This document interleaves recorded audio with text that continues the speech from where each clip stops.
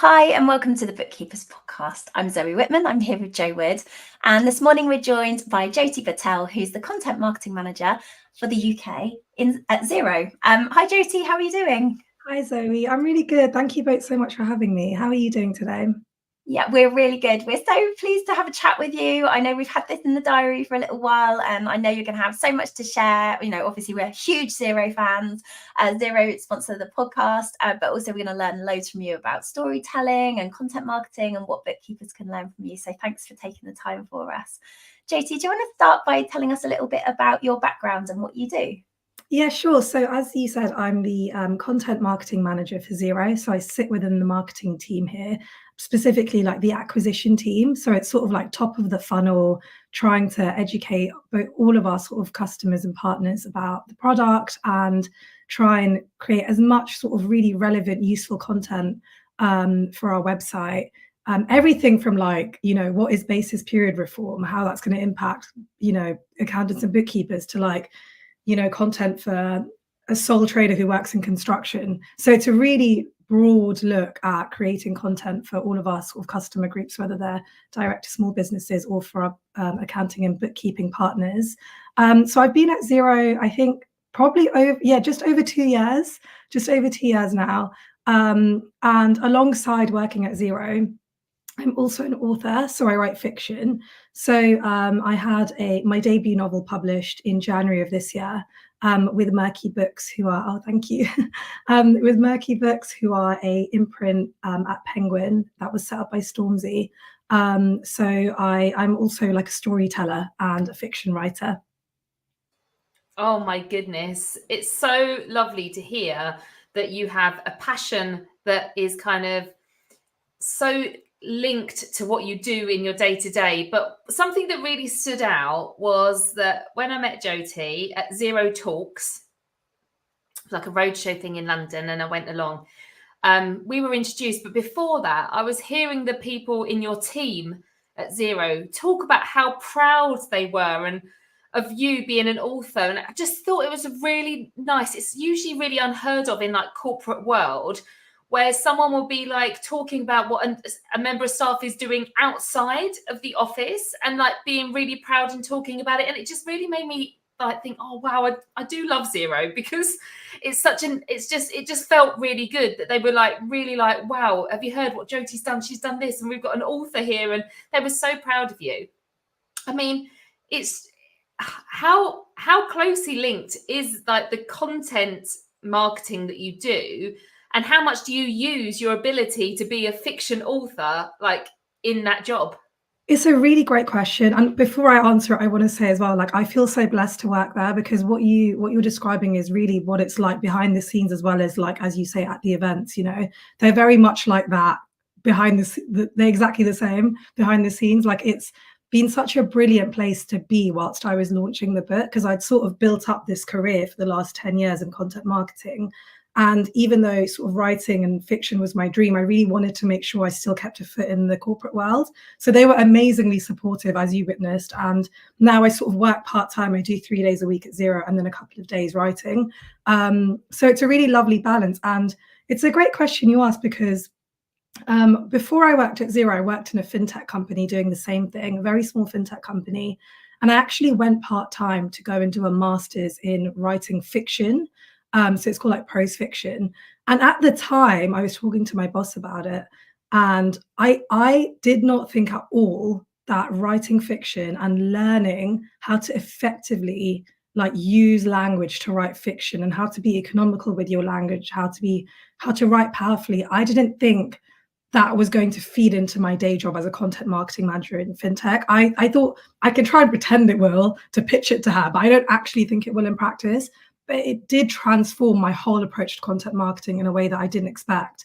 Like going to learn about, the theory and practice of writing excellent fiction hugely impacted my ability as a content marketing manager. It impacted the way I viewed how our customers think, because so much of marketing is about empathy, and so much of writing fiction is about empathy, and really getting into the minds of your customers. So, I did that master's maybe like 3 or 4 years ago. And then came to Xero a couple of years ago. And like you say, writing fiction has had a huge impact on my approach, both on like a sort of linguistic level, but also in like a theoretical sort of cerebral, the way that I think about writing content and the way that I think about writing for customers. Oh my gosh, I couldn't unmute myself fast enough. I love this so much. This is really interesting in terms of like having multiple, I guess you have lots of things you need to do and that you're really passionate about, and you're kind of juggling lots of ideas at the same time. So how do you, and I'm asking this because I'm thinking about bookkeepers, some of whom are employed still in the community, maybe working part-time or subcontracting part-time, and they're doing that and they're focused and they want to get that work done. But at the same time, they're building a practice, or they're on a journey, they're studying, getting ready to launch a practice.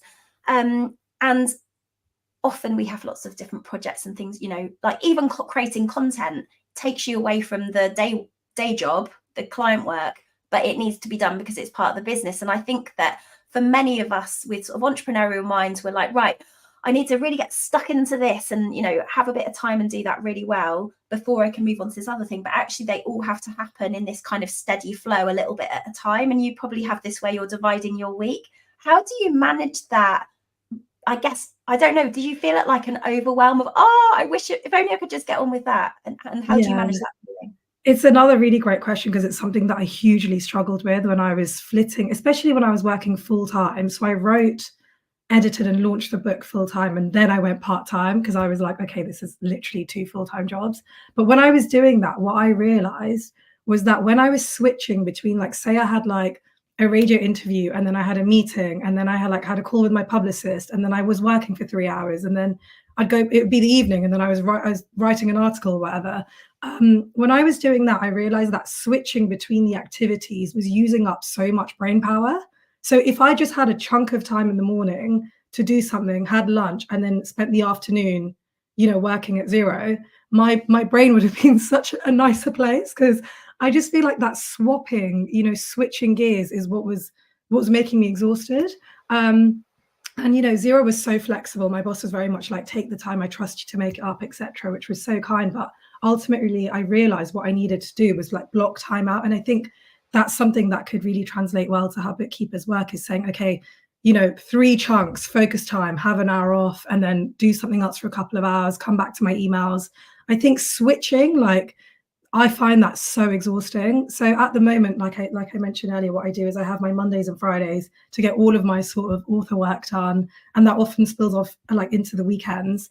And then Tuesday, Wednesday, Thursday, I'm fully focused at Xero. I'm in, and I'm just like, that sort of structure really helps quite a lot, just in terms of like the author work and then the content marketing. It's really interesting that you talk about that, because I have definitely experienced that, especially I think working from home as well, trying to move. So I now work from my garage in the garden. So it means that physically walking out the door and walking into another door helps me, you know, separate home life, even though I'm still working from home. But I remember when I had 3 little children, they're all big now, but when they were little, and maybe I'd be working from home and maybe they'd be with the childminder and they'd come back and I'd be like, I've got to, you know, I'm in my head at the moment and now I need to swap roles and be something else. And I can't remember who told me this, but it really helped me. I had to get to swap, especially if you're like time blocking and doing different things in a day. I had to get physical in some sort of way to kind of shake off the mental where I was at. So I used to hoover my rug. Now, I know this sounds really silly, but it wasn't like I was trying to hoover the whole house.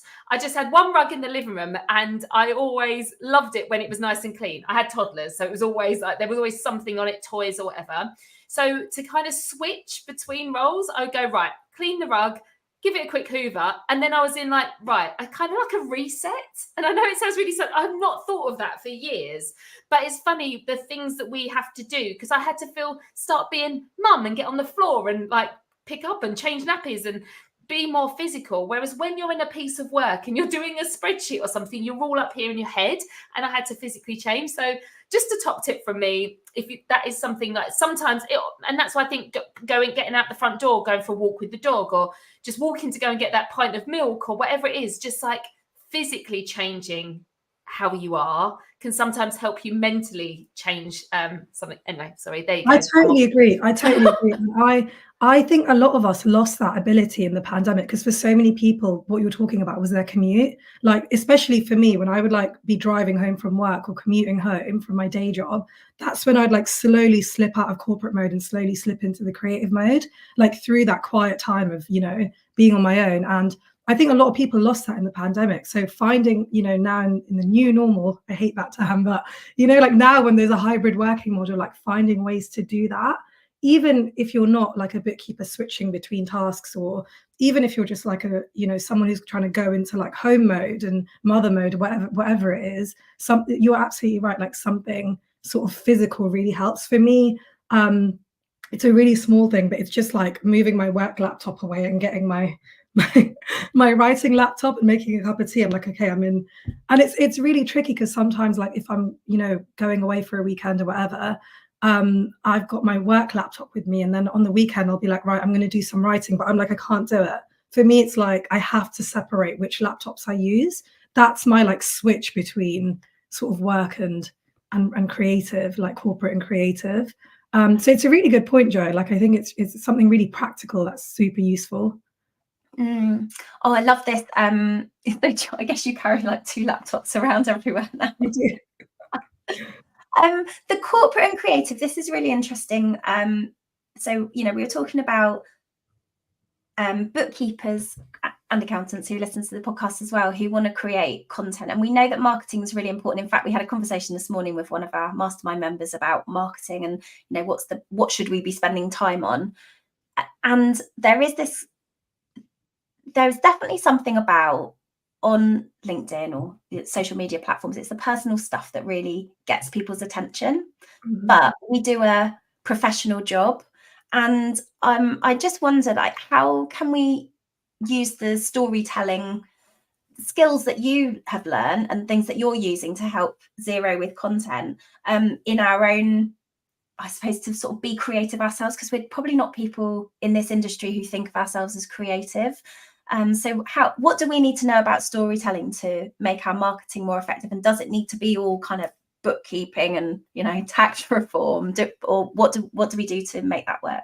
I think even the trick here is that even if it is all bookkeeping, tax reform, like heavy stuff, to make it as human as possible. I think that's like the overall like message that I'd say, no matter what you're doing, whether you're writing really like, you know, heavy, you know, practical, factual content, or you're writing a case study on your website, trying to make it as human as possible is the main thing. One of the big things that I talk about a lot is accessible language. So writing in plain English. And I think often it can feel like, you know, whether I've seen this a lot with like lawyers and also with accountants and bookkeepers, that they lean towards using lots of jargon and they lean towards using like very sort of heavy technical language. And I think often that immediately sort of creates a barrier and takes away that human sort of element. And if you're talking to each other as accountants and bookkeepers, it's a little bit different. But when you're writing content for your customers who are business owners who don't have a lot of time, trying to make it as human as possible is my biggest piece of advice. So, you know, building a human connection through your content. So, like I say, whether you're, you know, educating your clients about the importance of bookkeeping, you know, as MTD for ITSA comes in, or whether you're writing a case study to show your potential clients the impact you could have, like you had on, you know, previous customers, trying to think always about how can you write as if you're speaking to a human being as opposed to writing on a laptop. And the other thing I'd say that's really conducive to this too is like always trying to make sure you're writing and creating a benefit-led story when you're trying to write about your services or pitch your services. So again, like if you say, for example, are writing a case study to, I think case studies are so important, you know, like content that looks practically at how your services have worked for someone, looking at the benefits of that as opposed to talking about like, I don't know, the theory and the theory behind what you did, like looking at the practical benefits that it's had on customers. That's a really beautiful, easy way to create a human connection through your writing. So that's the main thing I'd say is sort of trying to keep it human, and also thinking about the channels that you're putting content out on. You know, whether I'm, because I use an accountant for my sort of, like, you know, my author work, and the thing that I look for, whether I'm looking for an accountant or, like, again, like if I was looking for, like, you know, a lawyer, or if I whatever it was, as a customer, I would go to their website, and then I might have a little look to see if they're on Instagram, or the tone of voice that they use on LinkedIn, because often the tone of voice that, you know, you write in on your social media is what how your customers expect your personality to be as a brand. So, you know, making sure you're on these platforms and you're sharing content on those platforms too, and you're just doing as much as you can to show your customers that behind all the numbers there are human beings there. Amazing. Yeah, absolutely. It is. It's the we heard it, we've been hearing it the last week. If you act like a robot, you're going to be replaced by robots. So the more human we can be, the better. And just something you said that there about, you know, talking about the facts. Like I used to be told this, facts tell, stories sell. What is it about humans that love stories? And it's fascinating, because we were given a top tip once as we were about to walk on stage by James Ashford. He said, don't say, I'm Joe Wood, this is Zoe Whitman, and start like that. He said, start off with a story, because you're going to captivate the audience. And it's so true. And I just started going, in 2003, started talking, and you can see that people are straight away engaged. What is it about stories like that still captivate us as adults? I think it's such a good point you're making. And I think it is that immediate sort of instinct to lean in and listen that we have since we're kids. You know, when you're a child and you're at nursery or whatever, and someone opens a book, you all immediately sort of lean in and listen. Whereas if someone's standing there saying, I'm Joe Wood, and you're just like, oh dear, do you know what I mean? It's a natural instinct to, like, lean in and to listen. And it's quite an innate thing. And it's the same if you think about, say, for example, if you're an accountant or bookkeeper and you've listed your services on your website, there should probably somewhere be a list. But if you think about how engaging that would be compared to, like, seeing a snackable TikTok video of someone saying, we started the business in 2017 and we're here to do this, and our last customers realized that they could save 20% of time when you're immediately sort of creating a connection. And you can't really do that with a list and with, like, you know, clean sort of content that doesn't always have that sort of humanness to it. And there is a place and a time for that kind of list content. But I think, you know, when you're thinking about marketing yourselves as a, you know, accounting and bookkeeping practice, or when you're thinking about really trying to win customers and get them in, like, doing it with heart is the biggest sort of, I think, the most beautiful and the best way to do it with, like, the most results is exactly like you're saying, thinking about how you can connect, how you can tell a story, and how you can tell, like, a benefit-led story, as opposed to just saying, this is how we can help you, you make the decision. You want to be encouraging them and giving them everything they need to make that decision. Yeah. One of the biggest problems I think we have is when we speak to lots of bookkeepers and accountants who have kind of created a bit of a job for themselves. Like, they're really good at finding clients who will pay them to do the bookkeeping, maybe through referrals. This is a good example where, you know, an accountant might refer the work to a bookkeeper, and then, you know, they're really good at doing it, so they do the work and they get more and more clients, and then they kind of get full up of, you know, they're at the top of their capacity. And Joe and I come in and we say, right, come on, let's work out what you're doing that you don't need to be doing. How do we turn this into a business where you don't need to do everything? You have some headspace, you can earn more money, etc., etc. And to be able to do that, we need to be able to find the right kind of clients that we can give the best service to, but where we can systemize the process so that, you know, the work gets done. But what we find there is there's resistance. They're like, well, I'm kind of all right where I am, but I don't really want to do any marketing. And I think bookkeepers don't want to become marketers. In fact, they probably never thought they'd have to become a marketer. And suddenly when you start a business, you're not just doing the work, you're not just doing the bookkeeping, you're actually building a business now, and you're a business owner, and your role's slightly different to if you've been an employed bookkeeper before. But then there's all these terms that come up, and some of them have come up in this conversation, and you're talking about sort of leading with the benefits, and you were talking about acquisition, your role at Xero being around acquisition and top of funnel and things like that. These are words, we talk about funnels, and I can see that this is new terminology, and just like bookkeeping speak is different terminology to our clients. So what do bookkeepers really know? I think about people who are doing marketing for their own business. They want to find their own clients. They suddenly are in a situation where someone's telling them they have to go and post on TikTok, and they're thinking, what's the purpose? What words am I looking for? What am I supposed to measure? Do we really need to know all of the sort of marketing speak, or what are the key? Not at all. Like Xero is such a huge business, and there's so many people in marketing who work with different customer groups, and it is absolutely not the way that, you know, if I think about how I wanted to market myself as an author, as a one-person sort of business, it would be so different to what I do at Xero.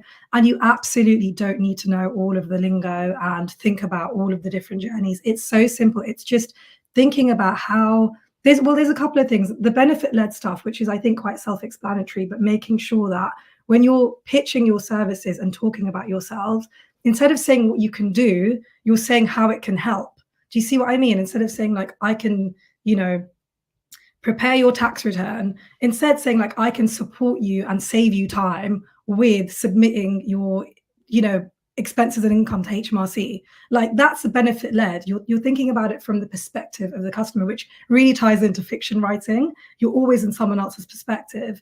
So that's a big thing about benefit led. The other thing I'd say as well is always, like, as much as you can, focus on the language your customers use when they talk to you.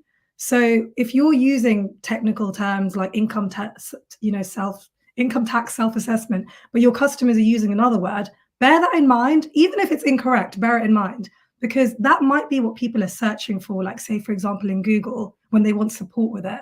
So you like really listen when your customers talk. I think that's a really important thing when you're on the phone. Like, make notes about what they're saying, make notes about the points that they need help with, etc.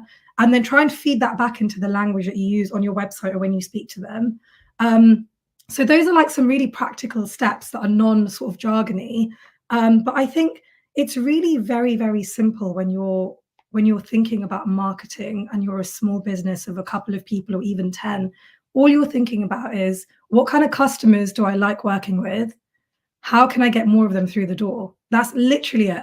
And you can be as creative as you like. You know, you can think about if you really like working with customers in the construction industry, how can you, using your empathy and your like getting in their perspective, how can you get in the spaces that they're going to be looking at? It's going to be very different to marketing your services to like corporate law firms. It's, you know, they're looking in very different spaces. So that's all marketing is. It's empathy. It's thinking about, who do I want to sell to and how can I get in front of them? That's, yeah, you don't need to know about funnels or acquisition. That's literally it. Yeah, amazing. And I think exactly that, you know, what we've just said, you know, there's all those words there in marketing, but it doesn't mean that we need to use them when doing it effectively and helping people understand what we're doing. And that's the same when, you know, I think we learn these words when we're qualifying and we think we need to use it to prove to people that we know what we're talking about. But actually, that is not the thing that they want to know. That doesn't connect with them. You know, the amount of time, I say this so often to people in our membership, you know, when you're on a sales call, you have 2 ears and 1 mouth. So listen twice as much as you're talking. Whereas we usually go into a discovery call thinking we have got to give all of this value, but actually a lot of the time someone just wants to have a chat and they want you to be interested in what they're saying, and they want you to be, you know, making notes and writing down and really, and then saying things back to them to show that you've actually really listened to them is really effective. And then exactly, rather than saying I can do this and I can calculate your corporation tax, I could do this, I often say, do you know, I've got a client that's just like you, and they were in the same position as you, and they felt this, talking back over what they've said, and how I helped them was this. And that's so much more powerful, isn't it? Yeah. That's it. You've told a story that, like, you're, instead of saying this is what I can do, you're creating a benefit-led story with evidence. Because I think this is the thing that I was saying earlier, like having evidence of what you've done previously for other customers is so powerful. Because again, it's that human connection. It's saying, I understand you, and also this is how I can support you, because it's exactly how I've supported someone previously. So it's a really big point, sort of having that social proof of, you know, this is what I've done previously. And I had another thought came when you were talking, but it's gone now. I'm going to try and bring it back. But yeah, I think it was about you saying about sort of listening more than you speak. I think that's a really important way as well. That's a really big part of marketing, is sometimes people can project like what they think or what they assume. You see it all the time, whether you're in like a tiny little 2-person marketing team or a 50-person marketing team. I think assumptions are really, really dangerous. I think using the data and the evidence instead is really important. So like you're saying, actually listening to what your customers are saying and saying it back to them, and thinking about the language you're using and actually focusing on what they're telling you, as opposed to like making assumptions. Can I ask, sorry, I had to disappear because my internet completely gave up, so nice to be back. Sorry about that. Can I ask about what, from a sort of strategic and tactical point of view as a bookkeeper or accountant, like what should we be thinking about when we're trying to squeeze, because I feel like we try and squeeze marketing in, like it's a thing, we know we have to do it, but it's a bit stressful because we don't really know what we're doing, we don't think we're creative, we don't know how to approach it, it's a new area for us. What's the sort of big picture that we need to be thinking about, and how do we decide what to do? Because I'd love to learn, in fact, from what you do at Xero, you know, what's the, because I guess this applies just on a smaller level, so it does, yeah. So I think the stuff that I was saying before about like benefit-led marketing, so, and using the language of your customers, and also bringing in as much social proof as you can. So, you know, asking if you can write some case studies on some of your clients and having those either on your social media or on your website, like bringing your customers into your story. But apart from that, the other thing that I'd say is really important to look at or to consider is something that might sound scary, but I promise it's not. And it's called search engine optimization. So it's basically making sure that if you should have a website, and if you do have one, that the content on your website is basically, you're ensuring that the content is going to rank on Google, or at least be good enough that people who are searching for your services are going to find it. And working with a copywriter is really useful for this if you don't want to do it yourself. But if you do have the capacity, there's loads of, like, if you just search for like SEO tools, there's loads of really good tools you can use online, like SEMrush, Ahrefs, like there's so many different tools you can find, which could give you just like a really top level understanding of like some very basic things you can do to make sure that you're just writing content that's going to have a chance of ranking. I think it's like a bigger piece of work, but it's something that I think is always worth considering when you're writing content, is like, how am I making sure that, you know, for example, if you're writing a page on basis period reform and the impacts that that's going to have, you're sort of putting in a few keywords in the copy to make sure that people who are searching for those keywords, the content's going to come up. It's that simple. And there are so many tools that can guide you through how to do this. But alongside having like the benefit led and the customer sort of social proof approach, thinking about sort of search engine optimization when you're writing is something that I'd also sort of tentatively put out there, because it's something that I sort of basically introduced in a big way with my boss in the UK when I joined Xero. So Xero had a huge, like already like a big search engine optimization strategy globally, but regionally in the UK, we weren't really focusing a lot on it. And I came in and my boss and I were like, this is what we're going to do. And we've seen huge results taking that approach. And when you're talking about content, you're talking about blog posts and the kind of where, like, not just the web pages themselves that probably don't change very regularly over time, but the more frequent. So if you're thinking about like the autumn update today, the announcements and words around that, and making sure that has the kind of things that people are searching for online. Exactly. And you can use, like, there are these tools which will tell you, if you put in like autumn statement 2020, what are we in 2023? I'm just like, since the pandemic, I'm so confused about what year it is.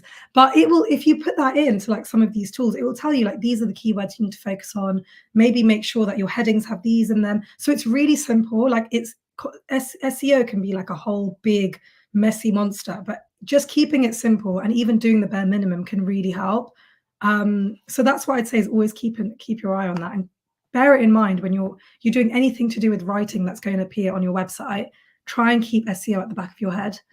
And does that work in the same way for social media platforms? So like YouTube, for example, we know is searchable in Google results. So if you have YouTube, you can put the words in your description and your titles and things like that. What about if you were posting on LinkedIn or Facebook? Yeah, so I think pretty much now, like all social media platforms have, hashtags work the same way essentially as well. Like they're a very basic way of, the very sort of like basic look at SEO. Like if you're on Instagram, putting in hashtags so that people who search for that hashtag can come to you. Just thinking about those small things can make such a big difference. Like, so yeah, depending on what social media platform you're using, just spending 10 minutes with a cup of tea reading through how you could optimize your posts might have a huge impact on who's seeing them. Yeah, that's fascinating. It's like leveraging the power. Like if you're going to do the work anyway, you may as well optimize it so you're actually going to get some results. And like you say, there's so many tools and things out there these days that can help simplify this process and point us in the right direction, which is great. Going back to storytelling, for bookkeepers, I think people, bookkeepers and accountants, underestimate the power of their own story. So as I've been like on this process of being a bookkeeper, being a not very successful bookkeeper, and then, reinventing myself and keep going, actually, the more success I've had is the more times I've told people everything that's gone wrong, everything that's gone right, how I've learned, what I've done, and just talking through my story has really impacted my success. And you think it's boring because it's what you've gone through, and also it's a bit embarrassing if it's not been perfect, and also and then you feel like, oh, that went well, oh god, I feel like a show off for saying that. We have all of these emotions ourselves, but what actually it does, it connects us to other people. And so like if someone's, and I say this to my children, like use LinkedIn as like a live storyboard. Like if you get an exam qualification, like put it up there and say how you're feeling. It doesn't matter that you're 17, 18, whatever, because one day it's going to be like a live CV that someone can look back at and see all the things that you've done. And that's why stories in Instagram, people love it, because it's like little snapshots into the like backstage of looking at what's going on behind the scenes, and everybody loves it. So like would you encourage, as a business owner, small business owner, that bookkeepers tell their own personal stories more?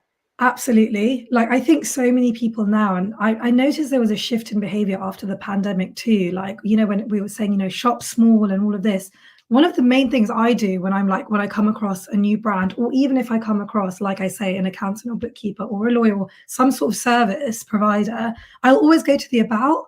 And people really underestimate how important the about us page is on a website, because you are literally that's the heart of your business. Like you're talking about yourself, you're talking about how you got there, and it is the biggest opportunity to sell on the about page that people often overlook.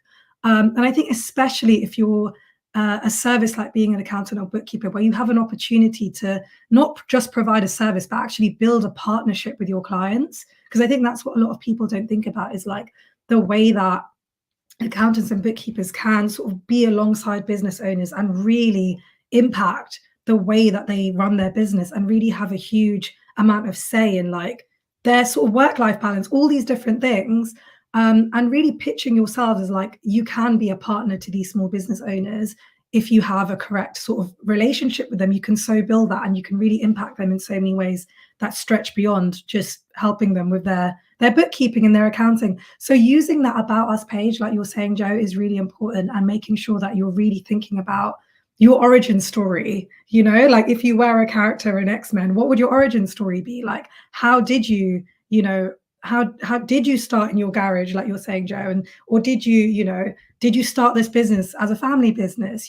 Having that human connection is something that I find as a customer, whether I'm doing my Christmas shopping and I'm buying from an independent shop, or whether I'm looking for like an accountant, whatever it is, seeing if there's something in that about us page that is going to connect with me always works. So it's something that's really overlooked, and I think it's something that's really important to consider in your marketing and your writing, your content writing.